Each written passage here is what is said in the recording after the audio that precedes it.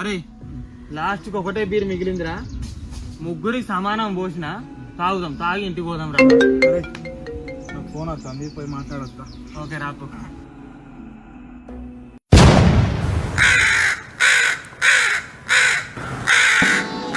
అరే మామ, పోయిపోయి నా గ్లాసుల్లో కాకి రెట్టేసిందేంద్రా.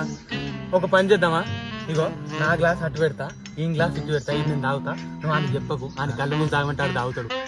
ఓకేనా?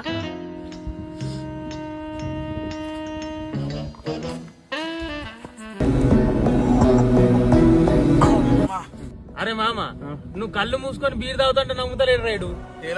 మన గురించి ఎన్నిసార్లు తాగాలి అట్లా చెప్తే నమ్ముతలేరురా. నీకు దమ్ముంటే తాగురా. ఆ చీన తాగుతా చూడు.